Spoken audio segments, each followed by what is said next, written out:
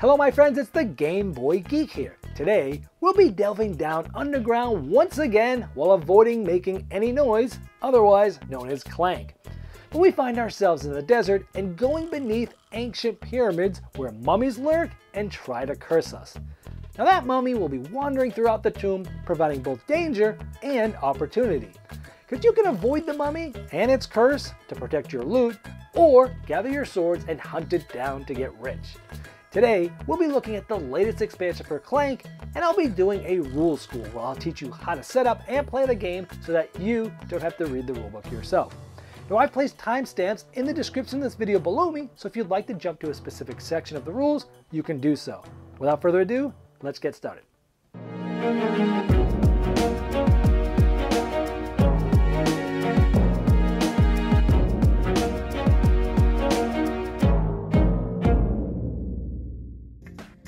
The Mummy's Curse expansion to Clank brings you underneath ancient pyramids delving deeper, and one side of the board features a diagonal layout to thematically match the pyramid. You'll be moving around underneath the ground, but sometimes causing yourself to get curses which are worth -2 points at the end of the game. There's also a mummy lurking around that will allow you to get a lot of gold when you defeat it, but gaining curses, or defeating them in a different way and get rid of many of those curses. And that mummy will be moving around the dungeon giving other people curses. There's new secrets that give you points and cause the mummy to move around, giving more curses. And there's 40 new dungeon deck cards that gets mixed with the base game to add a lot of variability. Now before I teach you the setup, all basic rules from the base Clank game apply unless otherwise stated in this video. Now to first setup, you'll take all of these -2 curse tokens and put them in a supply on the side of the board. Generally speaking, these are curses that you'll gain throughout the game, and each one you gain you place in front of you, and it's going to be worth -2 points for every one in front of you at the end of the game, but there'll also be ways for you to get rid of curses as well. Now you can choose either side of the board that you like. I'm going to start with the one that's not diagonal, but on both sides you'll find a spot that has a monkey face with a 10 point, and this expansion comes with a 10-point monkey that you'll place there. Now there's 2 new major secrets and minor secrets that come with this expansion. What you'll do is flip these over like this. You'll shuffle them with all the other major and minor secrets respectively from the base game that you're going to play, shuffle them up and place them on the board as normal. Any extras will be removed without looking at them. Now there's a market board that you'll place off to the side of the main board. This shows you everything here costs 7 gold. Now there's a new item called the Ankh. It's the only thing I'm showing you here. There's 2 of them. You place them like this, and when you buy this for 7 gold, you immediately heal 1 damage, and it will be worth 7 points at the end of the game. To these, you will add all of the other items from the base game. There's a new dragon marker that you'll place in the respective spot following the base game rules depending on the amount of players, and it's a different color for the different ambience of the game. There's also a mummy token which you will place on this token that you see on the board. It's going to be the furthest section from where you start, no matter which side of the board you're using. You'll also take this pyramid die and place it off to the side of the board where you can reach it. From the cards, you'll find the mummy monster, and you're going to put it next to the base game's goblin monster as you're setting up the cards. I'll talk to you more about how these work in just a moment. You'll take all the other cards that come in this expansion, and they'll shuffle them into the dungeon deck of the base game, so you'll have one big draw deck for the dungeon deck. Now Clank the Mummy's Curse does come with a double-sided board. This is one of the 2 sides, and one thing you'll notice is that the board is sectioned off into 4 different sections with different icons. This whole above ground is one section, then this whole section is about right here, this section is in the middle here, and this section is like this. And you saw I just moved this mummy character. This is a big part of this new version. Now you'll notice a new symbol on the board. It looks like this. It's in different spots. Here's 2 of them. Anytime you cross through one of those, for each icon there, you take a curse, which essentially is going to be -2 points at the end of the game. There's different other ways you can get curses, but there's also ways in cards to get rid of them, but they're essentially negative points if you have them. Now the mummy acts similar to the goblin in the base game. In fact, they're both out when you play with this, which means it's one of the monsters that you can kill as many times as you want, even multiple times on a turn.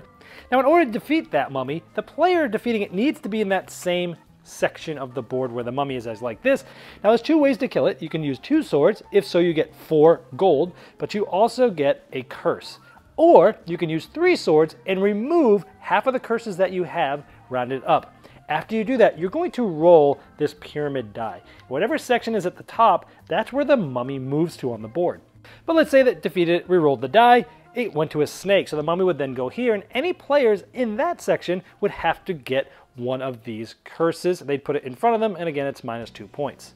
Now it is possible for the mummy to not even move. Let's say that you rolled this, the mummy's in this section. Now in this case, nobody in that section takes a curse, and you can kill that mummy again if you're in that section. Now it is also possible for the mummy to move into a different section. You've already killed it once, and you can move into that new section and kill it again. Now on both sides of the board, you'll see shops like this, and this is where you'll buy things from the market board that we set up earlier in this video. Now for the new major and minor secrets, all of them have the pyramid die on them, which means you roll this die and you follow the instructions I already mentioned about moving the mummy and so on. However, in this major secret, the mummy's chalice, you get 7 points at the end of the game. Here you get 5 coins from the mummy's treasure, and in the 2 scarab minor secrets, you keep them and you'll get 3 points at the end of the game if you have one of those.